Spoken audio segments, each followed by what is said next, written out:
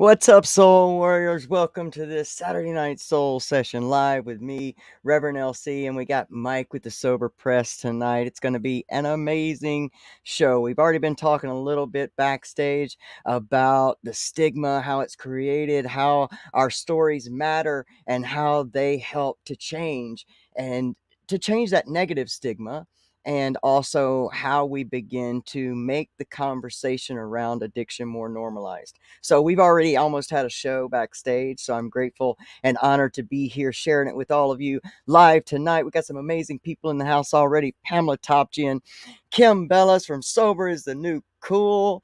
And there's so many others of you. We're live everywhere. YouTube, Facebook on Lona Curry. We're live on Recovery Revolution. Thanks everybody who's watching this now with us and everybody that'll watch this on the replay. I'm so grateful for you. This season 4 has been one of the most amazing seasons of this entire mission. And I look forward to season 6, but I still got a few more shows for season 4. And Mike is so amazing, and he's so ready to come on and share his hope, his wisdom, and we're just going to have an amazing organic conversation. So I'm grateful that you're here. Stick around to the end. You're going to get an amazing offer from Breakthrough Hypnotherapy with our good friend Pamela Topchin, but you got to watch to the end for that. And in the meantime, while you are doing your holiday shopping, don't forget to pick up a copy of Pamela Topjian's book, I Didn't Come This Far to Only Come This Far. And also remember that she has amazing original art, journals, and different things there on Amazon. So go to Amazon, type in Pamela Topjian, and make sure you get this book. It's very inspirational. It will make a great gift for someone else and for you. And hey, while you're doing your shopping, head over to soberistheNewCool.ca and pick up some sober swag. What's a better way to make somebody in your family or somebody who's struggling feel seen and heard? Buy them some swag for Christmas, right? That's soberistheNewCool.ca. I don't have a banner because I didn't know I was going to wear this shirt tonight, but I just thought of the beautiful Kim Bellis and I just had to put it on. So make sure you pick that up. Oh, I love you guys so much. I'm so excited and ready to get into this Saturday Night Soul Session. Hey, don't forget, you can support our podcast as well by going to anchor.fm/recovery soul food. Press the support button. You can help us keep going, keep growing. Follow us on all of our social medias. Like, share, subscribe, do all the stuff. Thank you. I love you. If y'all are ready to get into this Saturday Night Soul Session live with me, LC, and Mike with the Sober Press, then let's go.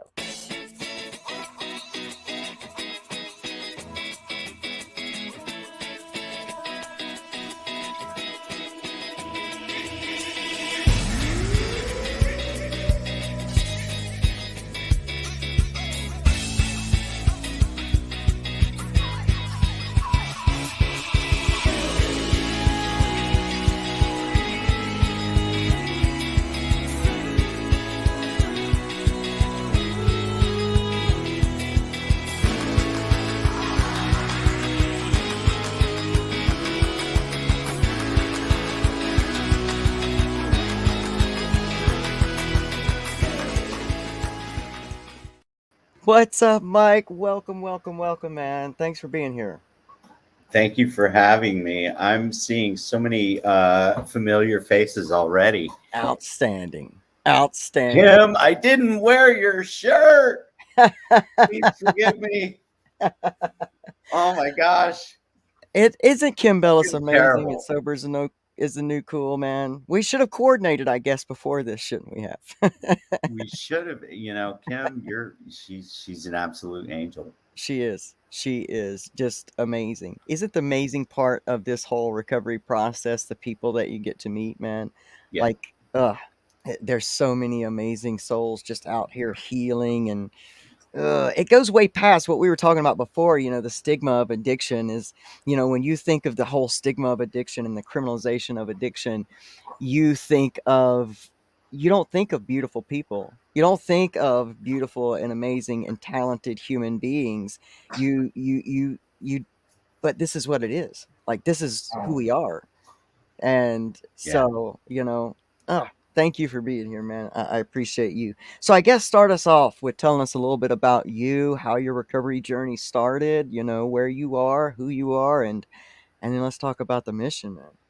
Yeah. So my name is Mike. I'm an alcoholic, Hey, drug Mike. addict. My background, I've moved quite a bit as a kid, had a normal childhood, great, great supportive parents, even supportive when I did first get sober once and then, you know, um, had to go back and do it all over again. But, was raised in a typical suburban type, environment. I was, always into art, and they supported me there too, even though dad was pretty conservative. He really wanted me to, kind of pursue more of a conservative career, but they supported me. I got my degree and in art history and graphic design, and then I moved on to a it's kind of the master's equivalent in the advertising industry art school. I went on to Portfolio Center and graduated and actually moved to Portland, Oregon, and that's where it all started. Uh, you know, it was sort of I lived at home through college and pretty much, did really well because high school for me was awful, awful, awful. I almost flunked out. And then, when I went into college, I sort of found my way, and I got really enthusiastic. I felt challenged. I became really close friends with a lot of my professors. In fact, we would even go hang out after school and do things, which was kind of unreal. It was sort of amazing that they actually, wanted to do that. So I had a really good rapport, and I actually did super well in college. In fact, I would make dean's list and president's list, and mom and dad, they'd come home. I'd come home, and they're holding my grades and going, "Are you cheating? What's going on? I don't understand what you're doing." I'm like, "Well, I actually like school. This is fun." Right? But there was a bit of trepidation of me actually going into trade school because they felt like that was going to undermine the degree that I was getting, but it Hmm. was actually more of a supplement. They didn't understand that, so I did it anyway behind their back, and those 2 quarters overlapped. I worked my ass off. I had 2 jobs.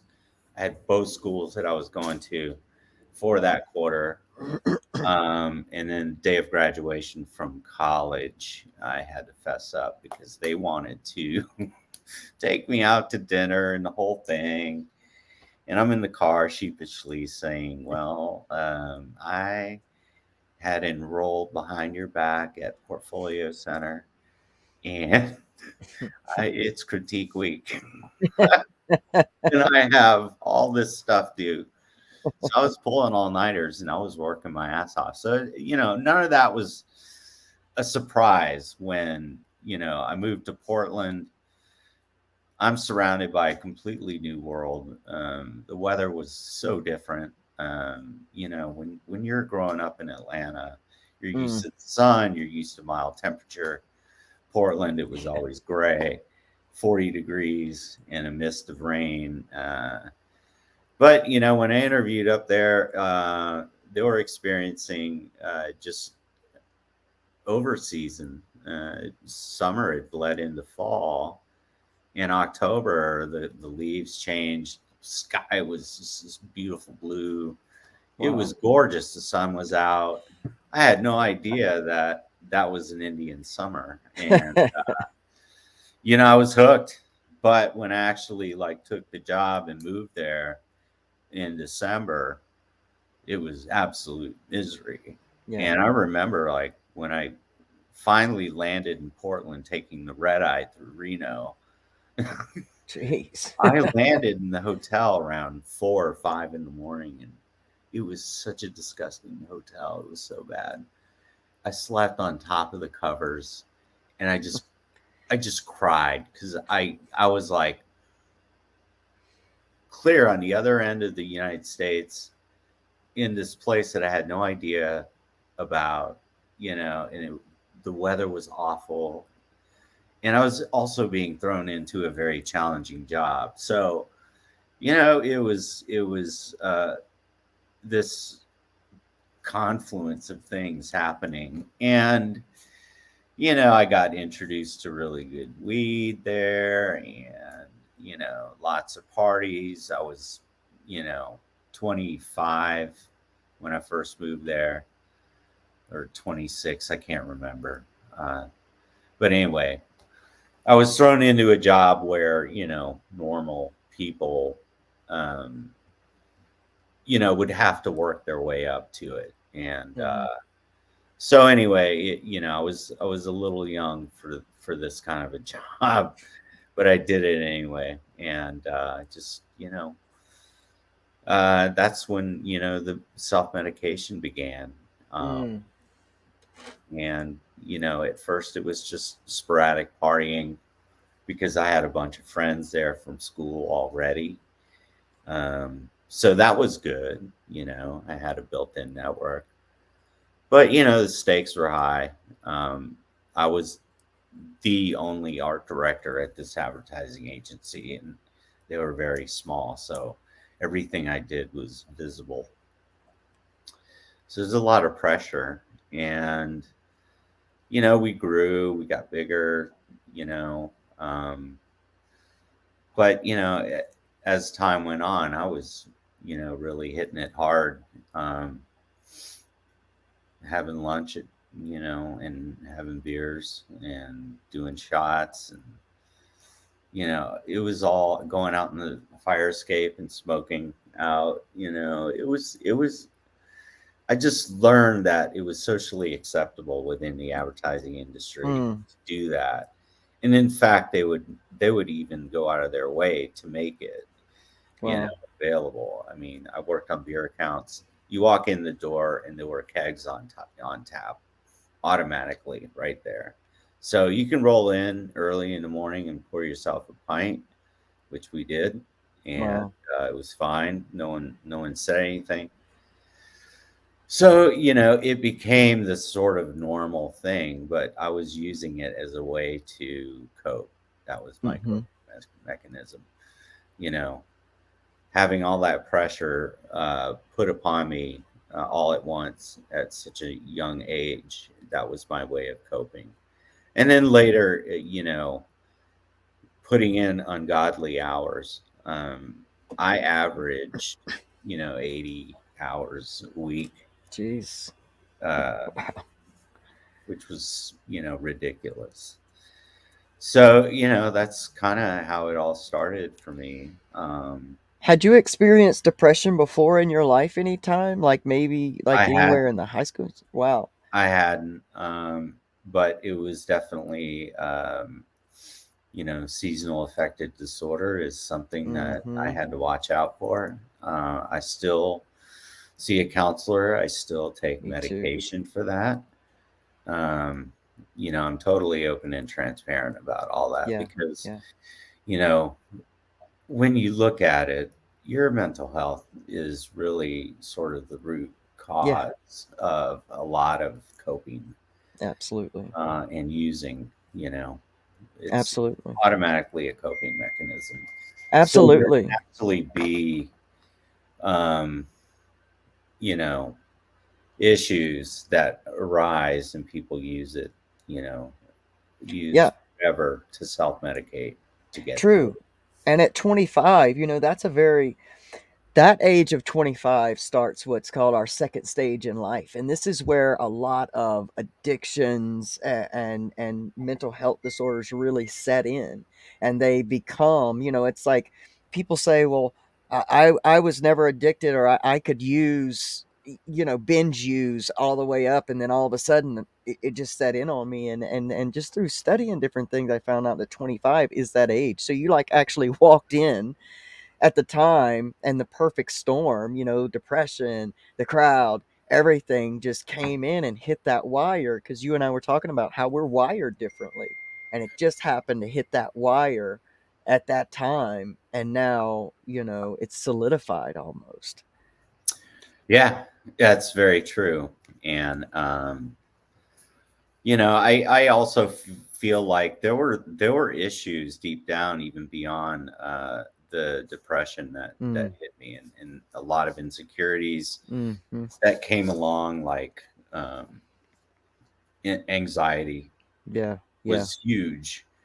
Not feeling like I was good enough. Mm, Um, there's the big one. and Good and enough. yeah, it's enormous because all through school I was able to get the validation that I needed to keep afloat, and Mm, peers.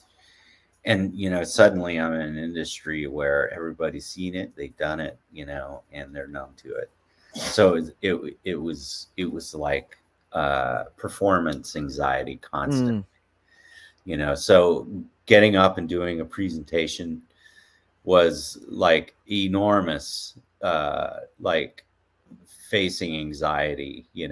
and I would always walk away. Was I okay? Did I do well? Obsess. Yeah. It was like, and that too, um, I noticed that, I would internalize so much, and I've Mm, talked about this before, that there was this negative self-talk that would come into play, and I would continue to internalize it. And then I recall, it's like as a child, I would do that too.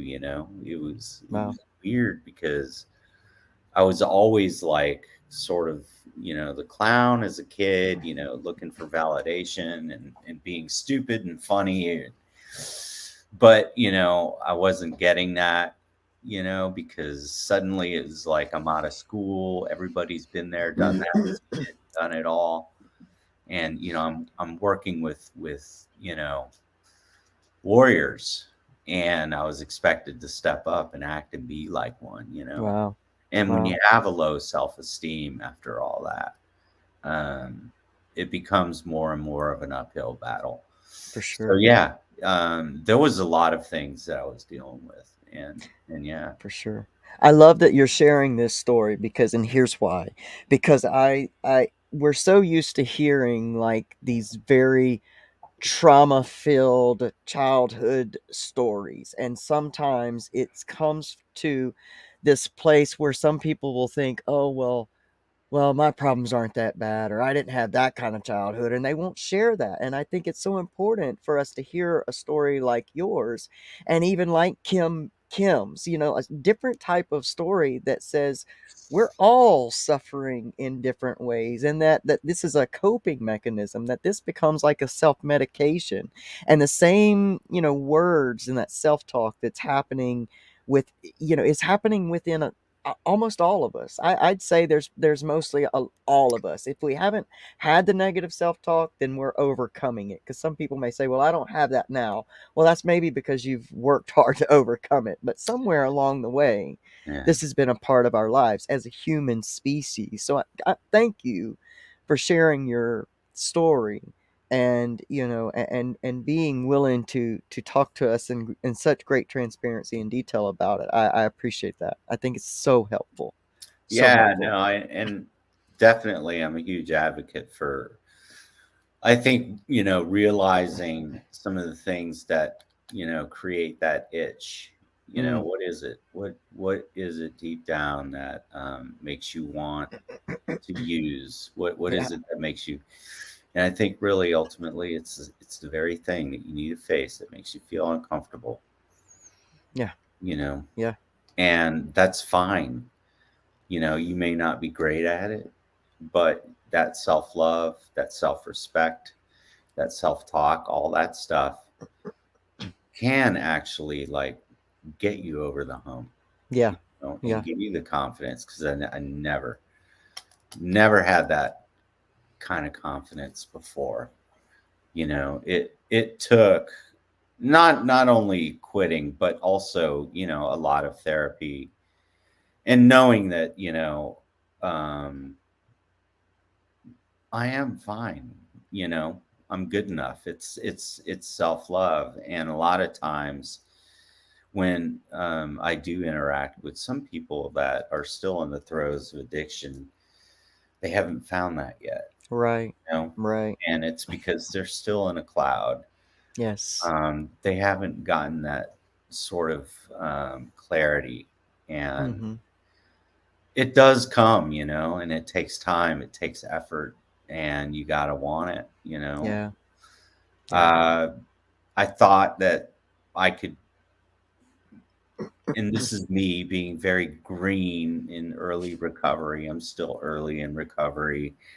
Honestly, I'm uh, 3 and 6 or 7, 8 months clean now, but Nice. you know, I I don't think by any means we're going to wake up an expert. I think Yeah. that Oh, yeah. that's the moment you No. die. Yeah. For Um, sure. For sure. if you're open, you're always learning and you're always going to improve. Yes. But, I have interacted with people who are still in the throes of addiction. And early on, I think, oh, maybe I can make a difference. Well, you're exactly wrong. You can't. They have to make a difference. You can put the tools out there, you can give them encouragement, you can give them support, you can give Yep. them all of that, but it's ultimately their decision. Absolutely. It's not going to I've heard this quote before. It's not going to be family, it's not going to be a boyfriend or a girlfriend, it's not going to be parents, it's not going to be the dog, it's going to be them. Yeah. That's Yeah. what it For boils sure. down to. It's got to be For that sure. that resolve and that um, solidified decision Yeah. to actually come out Yeah. and Yeah. For get sure. better. Yeah, I mean, and you can find something that may open the door a little bit for you, but there's something in you, man, that has got to you've got to see like a ray of hope. One of the things that when I was reading through your bio, hope is my favorite word because it's when we're in those throes of addiction that we feel hopeless. That's what keeps us going, keeps us going back to that every day. I'm hopeless to be able to be one of those cats in recovery. It's just not for me. I'm not going to be able to do it. I'm too far gone. But there becomes this time when, I don't know, the clouds just separate just a little bit and you see this ray of hope. And usually it comes at the end of, I can't do this shit anymore. Like, I can't do this shit anymore. And it's like you kind of open the clouds a little bit and let that Yeah. ray of hope in. And it just takes a little, So just yeah, take a little. for me, fast forward to being recruited to work in Austin at this big, enormous agency owned by a holding company that's worldwide. Mm, Stakes got even higher. I bet. The Whew. work was ridiculous. The responsibility was ridiculous. It was it it it really came down to me just being completely like unplugged. I was unplugged from myself. I didn't even know what home was, who I was. All I knew is I had a job to do and I was a monster about it. And that monster was get the job done, be prepared, and have every detail sewn up so you can go drink. Mm, That was the monster. And that took over. And honestly, I was sent all over the world to work. I was traveling constantly. I tried to have dogs, which I did. They were almost always at the kennel, unfortunately. But, that took over. And I realized, well, something's going to have to give because at some point that was going to be a rock bottom. What's gonna give more? And mm, the booze won. Yeah. That's what really sort of took me down. Mm. And so I went into rehab the first time and did the whole recovery thing. And I remained clean for, about a year, I'm guessing. Um, but I stopped working for it. And guess what? Work took over again. Mm. I stopped seeing a sponsor. I stopped going to meetings. You got to do the work. Yeah. And, and Yeah. so fast forward to my second time, rock bottom was way worse. I was literally not at a point where I could even take care of myself, much less my dogs, Wow. or even work for that matter. So that's how heavy, that rock bottom led me. And I didn't show to work. I went from calling in sick all the time to just saying "fuck it." I'm not Yeah. even Not showing. even gonna go. I Yep. didn't even show up. And I was really sort of egregious about it. It's like they owe me, and I had this huge resentment and chip on my shoulder about it. I would miss client presentations where I had to present work.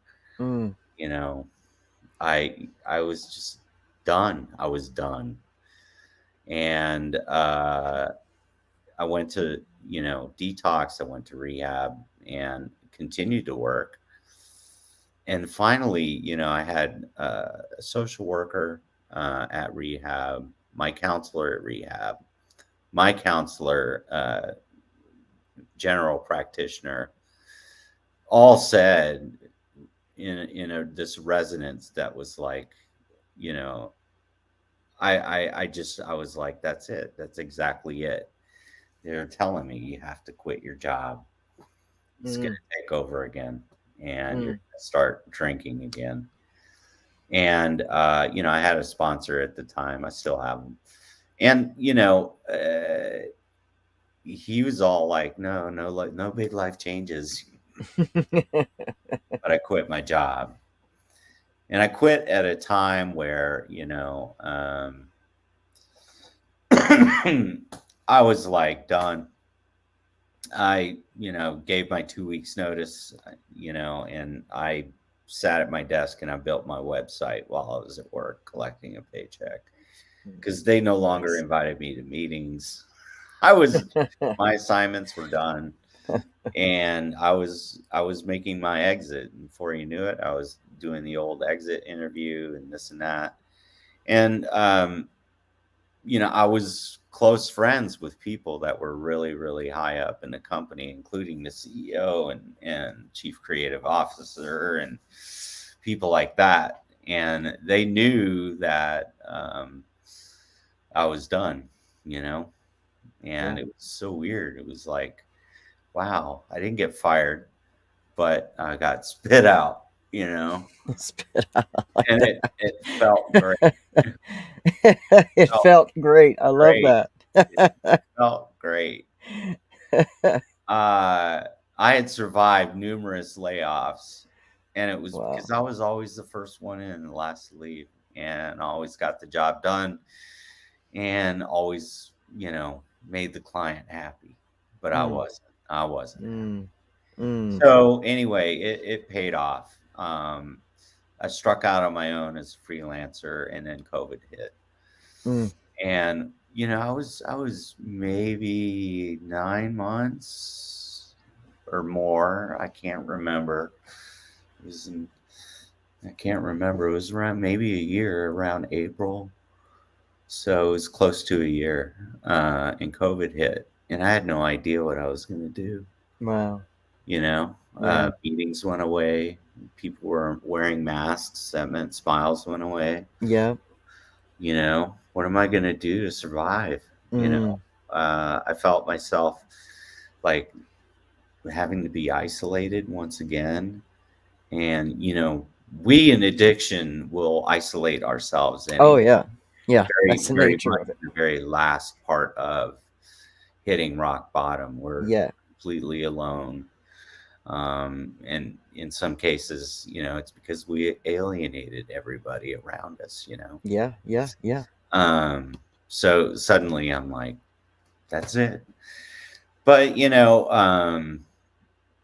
I had this idea that, I was already on Instagram, but I had this idea of doing a website featuring stories. And that was sort of just the kernel, was somehow, you know, maybe if I put stories out there, it'll be this thing that people can go to and begin to, you know that they're not alone, and that there's a lot of different walks of life that do recover, um, and everybody's welcome no matter what. There was going to be this sort of feeling that there's no judgment whatsoever, and it sort of began to culminate into, that was the mission, where anybody can go and get inspired. And I was Mm, already, kind of designing stuff and playing around with quotes and doing type treatments and having fun. I'm like, gosh, I can do this. And I even put like a presentation together, to show it off and say, well, what do you think? And that's there was awesome. somebody I was dating at the time that she's like, well, you should start an Instagram. And I was like, wow, okay. So I did that, and then I was simultaneously building a website because I had nothing to do. I didn't Yeah. have assignments, and the stuff that I was working on, I was doing it for free practically. So I had already said, I'm allotting this amount of money for the whole year. If I don't work, great, so be it. And, it worked out. It was great. I was lucky to have been able to have that. Yeah. But Yeah. anyway,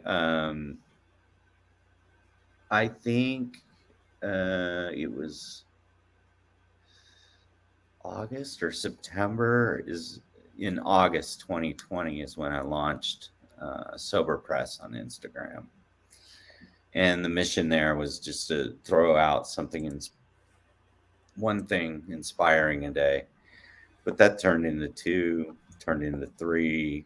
You know, I find myself posting even up to four a day, Wow. You're so dedicated. which is I fun. love it. Yeah, well, I love it. conversely, you know, I I have to earn a living, so I can't be doing this all day long. So, I actually try to balance my time, and there are days that I do miss posting, and that's Well, I within. think though it's amazing to get those little things, to get those little nuggets whenever you're there, and no matter what, because the way just the way the universe works is oftentimes when we're in that space where whatever it is we're needing kind of shows up, and a lot of times it shows up in something like that. You're scrolling, you don't even have a clue what you're looking for, you're feeling a certain way, and then all of a sudden you scroll past something that just goes, oh, that's what I needed to hear. That's the thing that will just, because you just need a little push over the hump, or you just need to be reminded of who you are, and Yep. where your power is. And I found those things completely helpful. And you know when I have time to post a lot, it's also rewarding, for the poster to share something that maybe touched them that day. So it's like our energies are connecting all over the world in some way, shape, or form. It's humanity at its finest. At its finest. Yes, sir.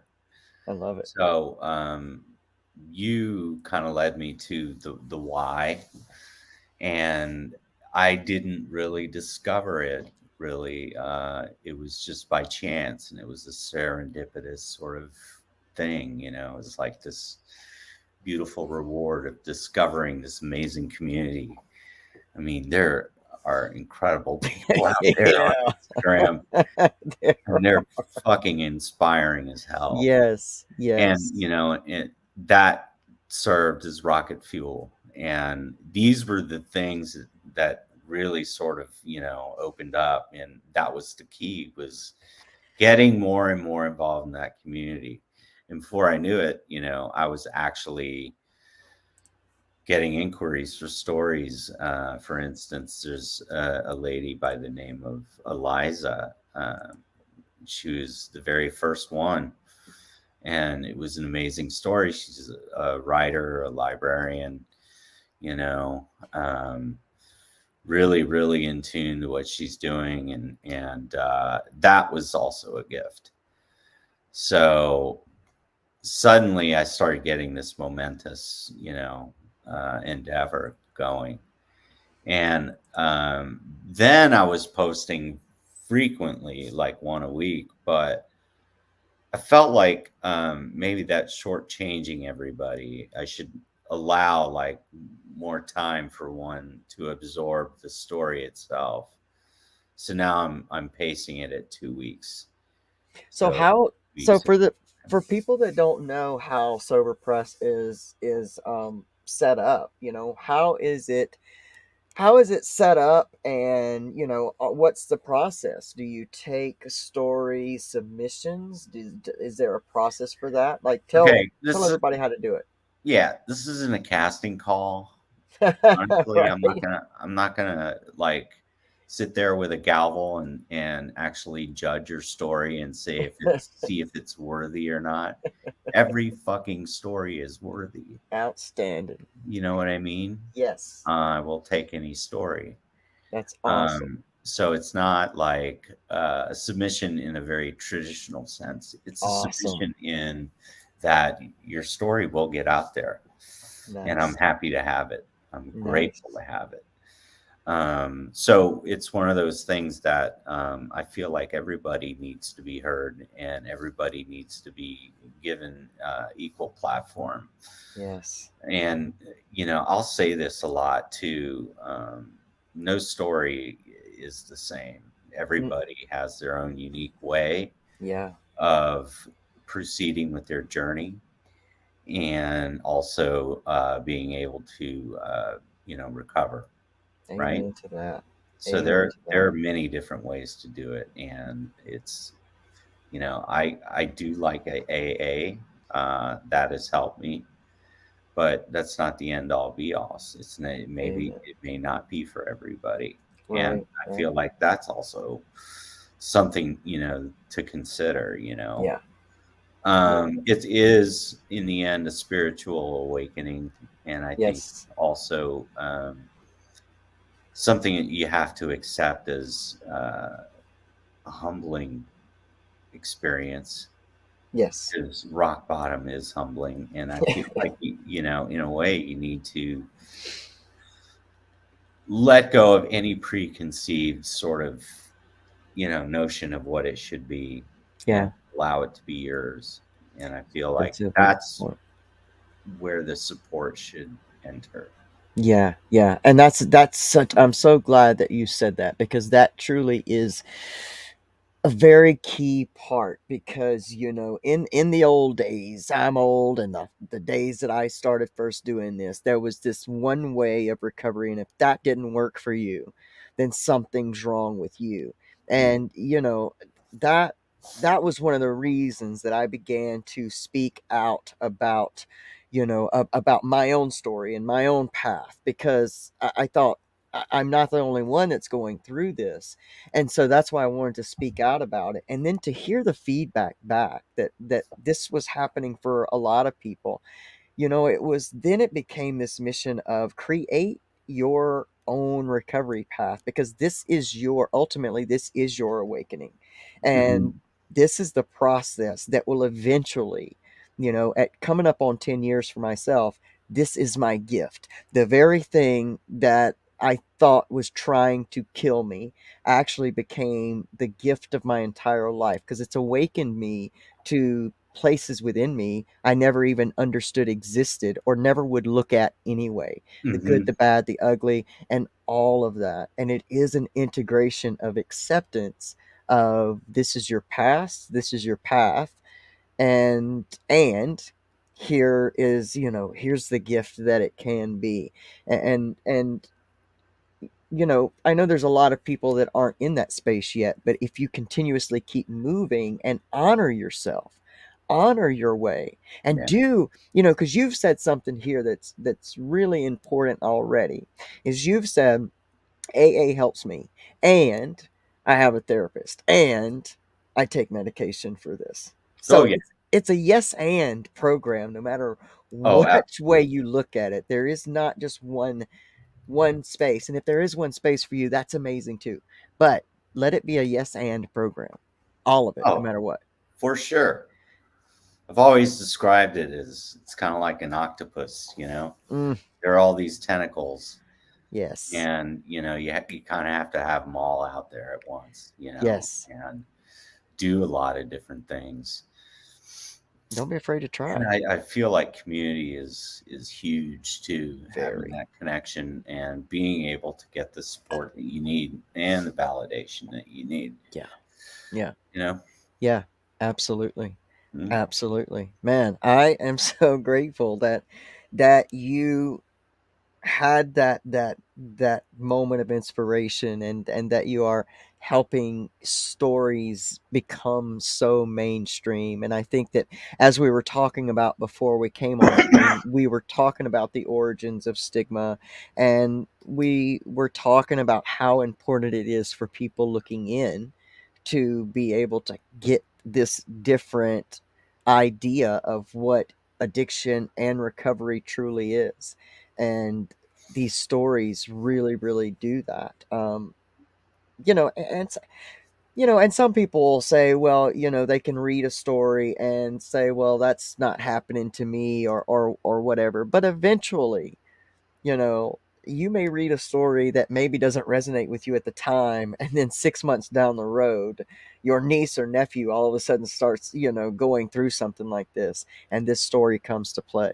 I Yeah. mean, stories are so important, and they're also important for the teller, those who are Oh, telling. people need to be heard, Yes, it's and I feel like validation. uh, there are some really amazing writers out there that point Yes, that out. Brene Brown, for yes. one, is somebody that I follow quite a bit, Hmm. and I had no idea what her story was, but she was also in throes of addiction. She was an alcoholic. Yeah, yeah, And now, she's a notable speaker. She's had documentaries made around her. Hell, she even goes to different, huge companies around the world, and just to motivate people. And yeah. it's built in. She found her purpose. Mm, That's funny because, you know, purpose is also something that we need to find. What is that gift so you can give yes. it back? Mm, You know, mm, yes. Picasso actually wrote that, we're given a gift so we can give it back, Mm, right? yes, yes, yes. It's so true. It's so fulfilling. And it just almost makes you feel like it's like when the needle hits the groove. It's kind of the thing, for those who don't know about vinyl and records, that's what that means. When that needle finds the groove in that space, and you find that groove in your life, it makes you feel alive, man. It Sure. makes you feel Yeah, alive. it does. Well, the whole time that we are self-medicating, we're seeking to feel numb, or seeking to visit death in so many ways, and then all of a sudden you begin to find your purpose and you feel life again. And that's hopeful, bro. And it's hopeful to Yeah, hear. It's hopeful to absolutely. hear. Well, everybody has that, They do, no matter and what you everybody is think. capable. Yes, yes, and we've said that, and so we'll there. I think this is a great place to go, because we said that everyone has it, and I instinctively know that there will be a lot of comments to say, "Well, I haven't found mine yet," or "I don't think I have one." You Right. kind of stumbled along yours, and it sounds like not this make aha profound moment. It was almost like you kind of stumbled over yours a little bit. It was serendipity, Yeah, yeah. but being awake to recognize it, Mm. that's the key. Yes, You know what I yes, mean? Because yes, I think there is that spiritual awakening that we miss out on when yes. we're, high. Mhm. And I'm number one to that. There are probably a lot of experiences that I probably missed out on that were on a bigger and deeper level. Oh yeah, without a doubt. You know? Without a doubt. And the work brings us around to that awakening process. Oh, I can't, people are going to get tired of hearing me say this, but I feel like this is why the recovery community is positioned to help humanity in the great awakening, because this is part of our program. This is just part of the program to get better.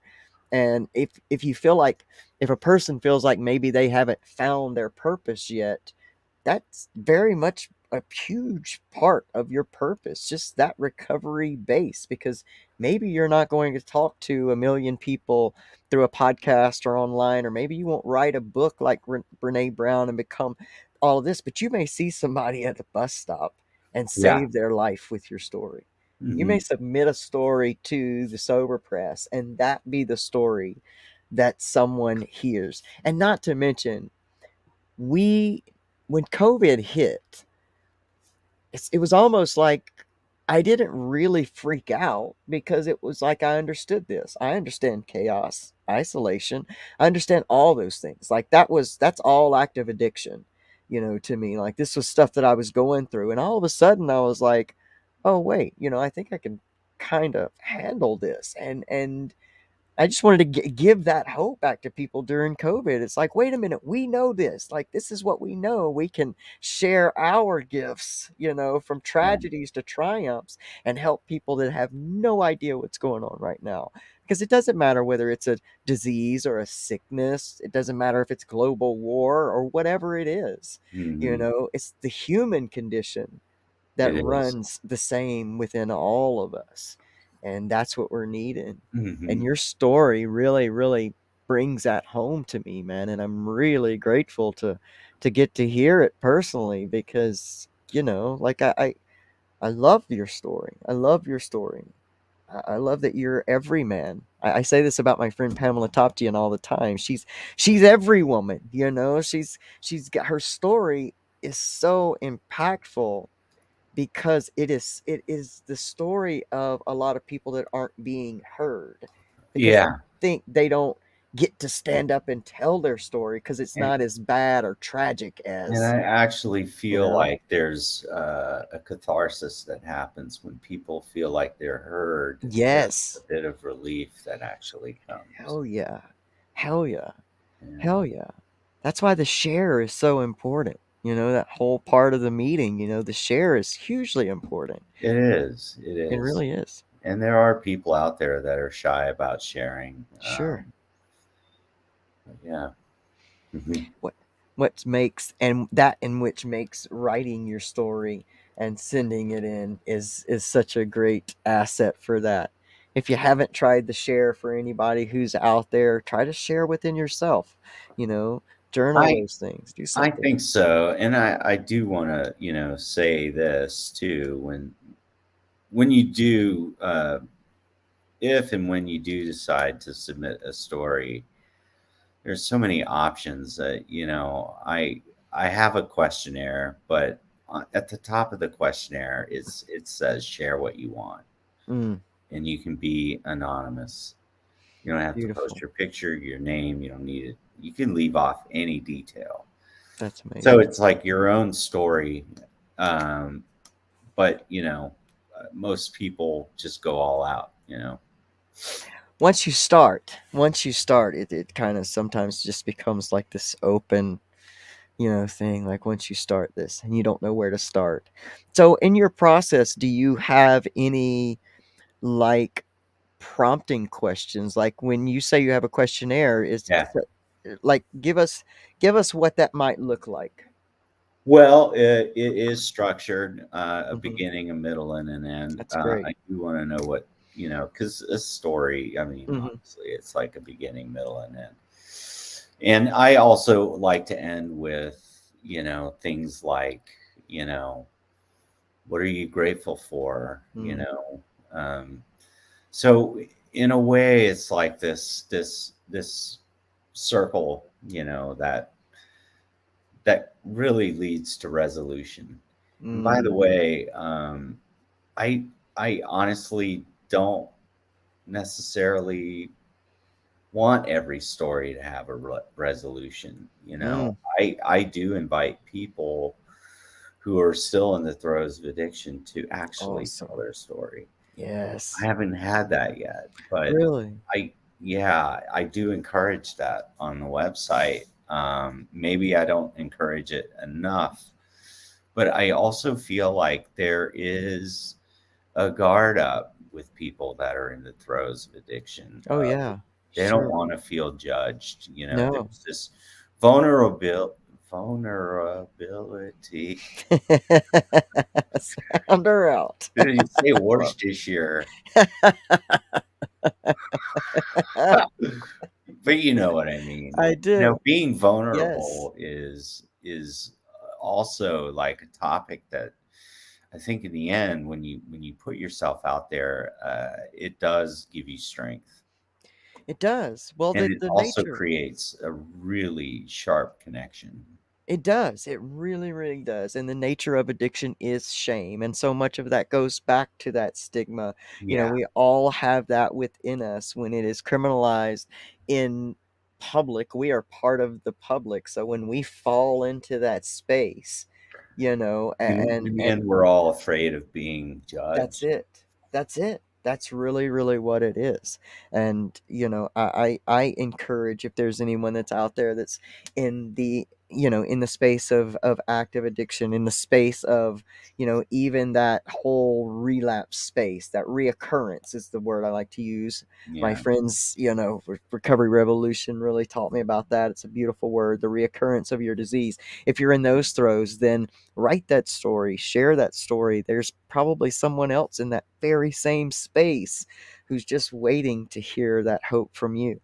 I So, think journaling really goes a long oh way, yeah, it does. It does. And that's one of the whether questions that anyone sees it or not. It's true. you that can review the past, Yes. maybe how not to, Yes. you know what I mean, grow from Yeah. it, Well, how to and grow from it.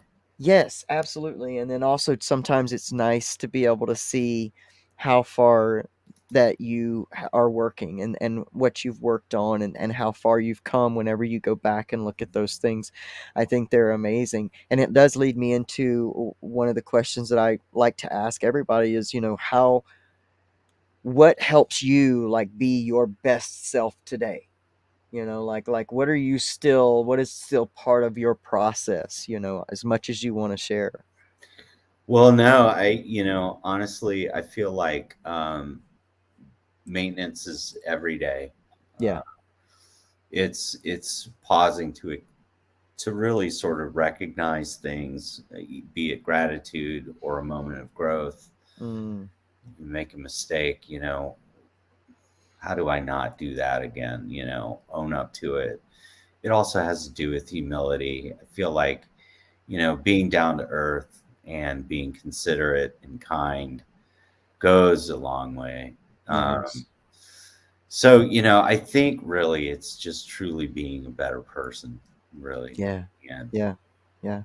And those things all help you get there. Gratitude is part of the reason that I'm one of the greatest reasons I'm sitting here today, being able to talk to you and share this with so many people. It changes your perspective. Your it does. perspective changes your experience. It You know, does. it really, really You does. know, uh, that lifestyle and advertising did not serve me. Mm, mm.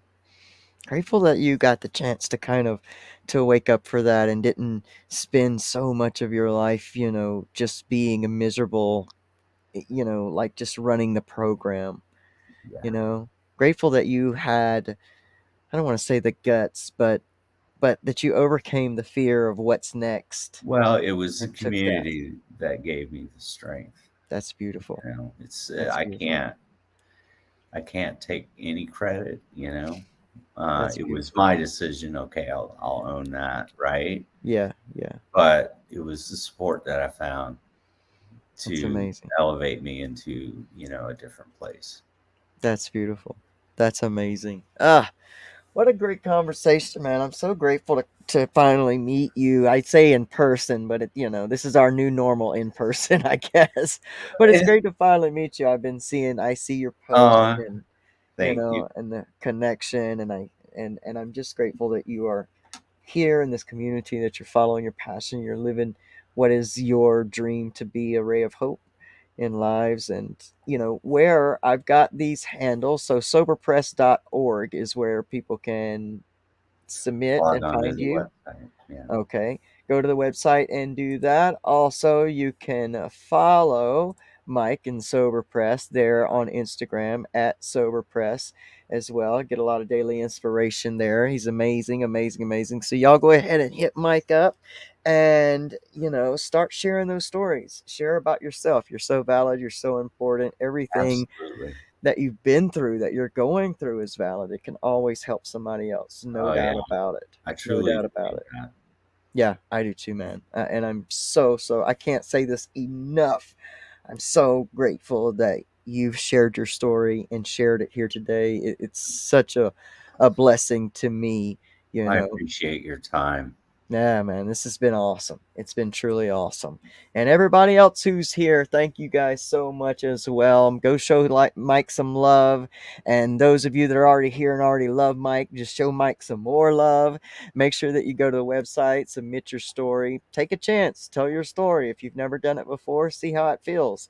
I like what Charles says, run the experiment, and if it doesn't help, what did you lose? You didn't lose a thing, man. You might have blessed somebody else with your story. So make sure you go and do that with Mike. And I told you, if you hung around till the end of this video, that we would have this amazing. And Mike, you can take up on this too. Breakthrough Hypnotherapy is willing to give the entire Recovery Soul Food audience and supporters, and Recovery Revolution now as well, a free full session of hypnotherapy. Pamela is absolutely walking in her purpose with this. This is something that I utilize on a daily basis myself, and she's willing to give you not only the free consultation session, but a full free session. And don't let anything hold you back. Get in touch with Pamela Topjian. She absolutely has amazing resources and can get you hooked up with so many different healing modalities. Get her www.hypnobreakthrough.com, mention Recovery Soul Food or Recovery Revolution, and take that offer. What you got to lose? Not a thing. Run the experiment. Man, I appreciate you so much. Next week, we have got Carrie, the life coach from Instagram, coming to sit down with us and have an amazing conversation. And then y'all remember, December 31st, it's a live Q&A session with me as we close out season 4, getting ready for season 5. It's going to be amazing. I bet you'll see Mike again during season 6. So you guys come hang out with me, 8 p.m. Eastern Standard Time. Until then, y'all have the most amazing week of your entire life. Why? Because you choose to, and you are that powerful. Mike, you're amazing. Thank you so much, brother. I appreciate you. Thank you guys. I'm grateful for each and every one of you. Everybody has a chance to make a difference, and Yes. in a very small way or a Love big it. way, I however love it. way you choose. Love it. I love it. I love you. Thanks so much, man. I We'll love see you. y'all next week. Bye. All right.